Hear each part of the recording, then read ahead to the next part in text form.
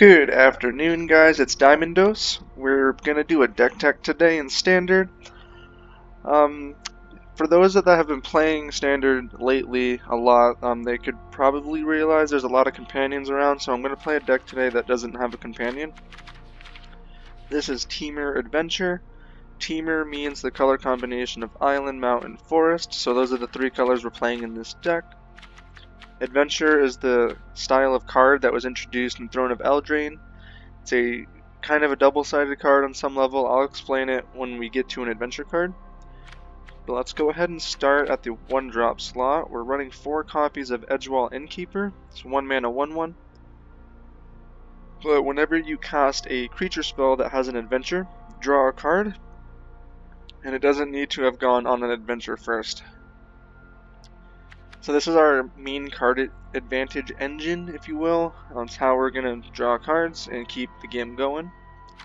We're running 4 copies of Fae of Wishes.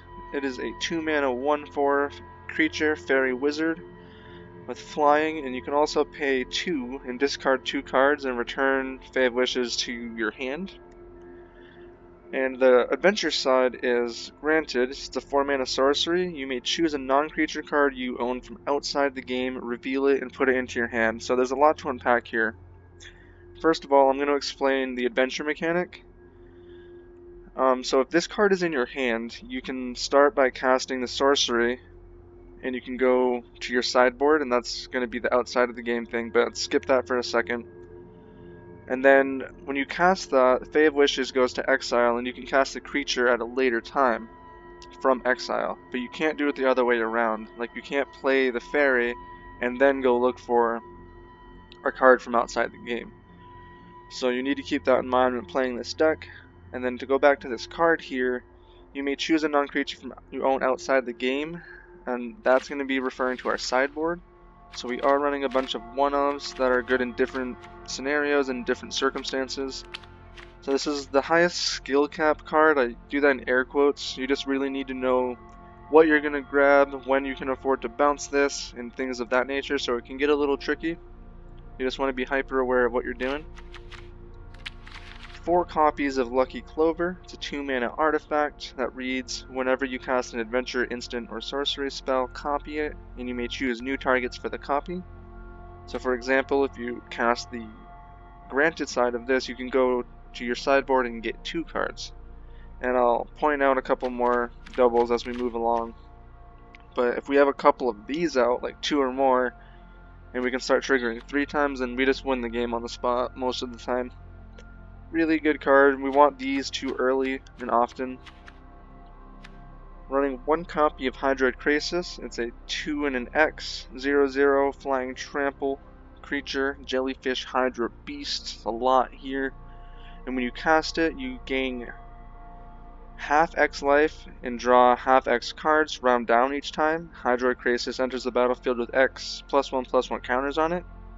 So this scales really nice into the late game, and you can play at any point of the game and get some value out of it, or a lot of value out of it. We're running 4 copies of Brazen Borrower, 3 mana 3/1 creature, fairy rogue with flash and flying. Brazen Borrower can block only creatures with flying, and he also has an instant attached to him called Petty Theft, an adventure. Return target non-land permanent and opponent controls to its owner's hand, so you can bounce things to their hand. So if they play something on turn 2, your turn 2 comes around, you can bounce it to their hand and set them back a turn, and then play the fairy next turn. And if we have things like Lucky Clover out, we can bounce 2 things at one time, which can be really helpful. We're running Bonecrusher Giant, 4 of. It's a 3 mana 4/3 creature giant. And whenever Bonecrusher Giant becomes a target of a spell, he deals 2 damage to that spell's controller. And the adventure attached to him is called Stomp. It's a 2 mana instant. The damage can't be prevented this turn, and Stomp deals 2 damage to any target. Again, with Lucky Clover out, you can hit for 4 damage. If we have 2 of them out, we can hit for 6 damage, so it's another win condition in itself with Lucky Clover.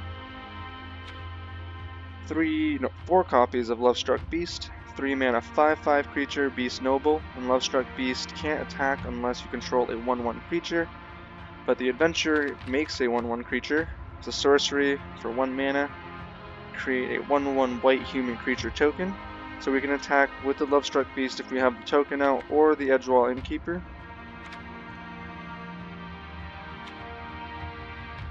We could do a 1/1 Hydroid Krasis also, and I suppose that's an option. So he's just a really good beater, he can help close out the game really quickly. 3 copies of Escape to the Wilds, 5 mana sorcery, exile the top 5 cards of your library, and you may play cards exiled this way until the end of your next turn. And you may play an additional land this turn. So this is a great way to rebuild if our opponent wiped our board, used all their resources to kill our stuff, we can get back into the game with this card, or take our advantage and just win the game. 4 copies of Beanstalk Giant. It is a 7 mana star creature giant, and his power and toughness are equal to the number of lands you control, so that's very simple. If we have the 7 lands, he'll be a 7/7. The adventure is Fertile Footsteps, a 3 mana sorcery, and search your library for a basic land card and put it onto the battlefield and shuffle your library. So one of the best turn sequences we can have is play this turn 1, play this turn 2, play this turn 3, and now we can go search for 2 lands. And on turn 3, doing that is really good. So that's our goal, and it's also a win condition with the big creature that just keeps getting bigger as the game goes on. And to finish off the main deck, we're running 1 copy of the Great Henge. It's a 9 mana legendary artifact, but it does cost X less to cast, where X is the greatest power among creatures you control. So like this will make it way cheaper, this will make it way cheaper, Hydroid Krasis will make it way cheaper, even Bonecrusher Giant, even Brazen Borrower. So we're definitely not looking to pay the 9 mana for this, and we can tap the artifact once it's out to add 2 green mana and gain 2 life. And whenever a non-token creature enters the battlefield under your control, you put a +1/+1 counter on it and draw a card. So it's a way to make our creatures better, draw cards in the late game, and gain some life. It's really good just to have one of. And we do have another in the sideboard too. But now the mana base, we're running 2 copies of the Temur Tri-land, Ketria Triome. It enters the battlefield tapped, and you can cycle it for 3 mana to draw a card. So if we already have a bunch of lands, we can just cycle it instead of playing it as a land. 2 copies of the M20 Scrylands, this one's the green-blue one. 4 copies of Breeding Pool, the green-blue Shockland. 4 copies of Stomping Ground, the red-green Shockland. 4 copies of Steam Vents, the blue-red Shockland. 6 copies of Forest, 2 Mountains, and 3 Islands. So that's going to wrap the main deck up. Again, the win conditions are Beanstalk Giant, Bonecrusher Giant with Lucky Clover, Lovestruck Beast, and various sideboard things with the Fae of Wishes. To go over our sideboard, so again, this is a very unique sideboard because of Fae of Wishes. 1 copy of Mystic Repeal, it's a 1 mana instant, put target enchantment on the bottom of its owner's library. So it's pretty simple, if we run into an enchantment we need to deal with, we can deal with it.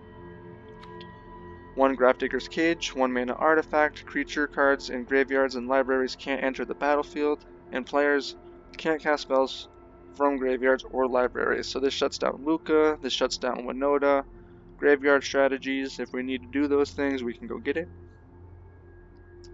1 Shadow Spear, it's a 1 mana legendary artifact equipment. An equipped creature gets +1/+1 and has trample and lifelink. We can pay 1 and permanents your opponent's control lose hexproof and indestructible until end of turn, and it costs 2 to equip.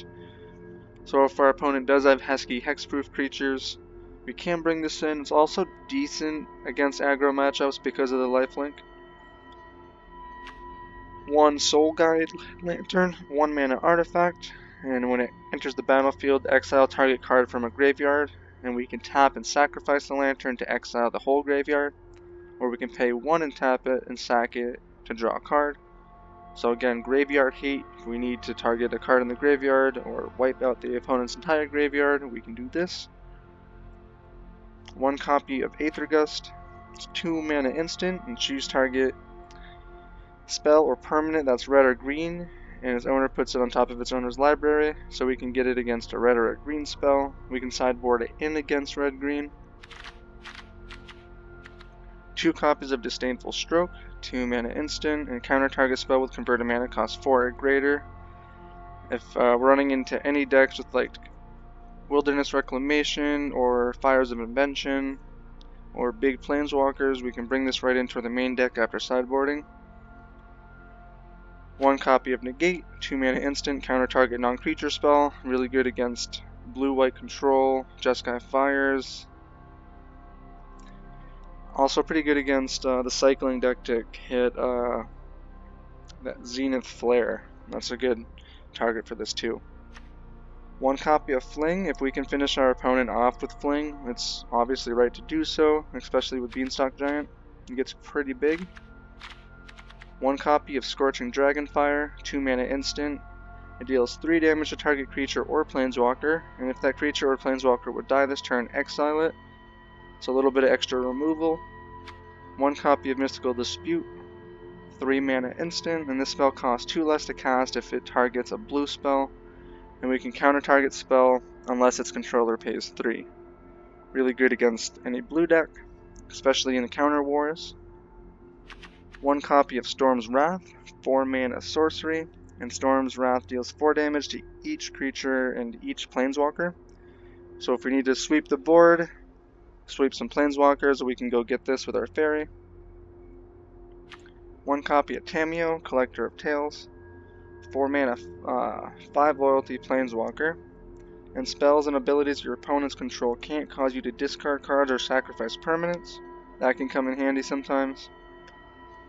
You can +1 her and choose a non-land card name and then reveal the top 4 cards of your library and put all cards with the chosen name from among them into your hand and the rest into the graveyard.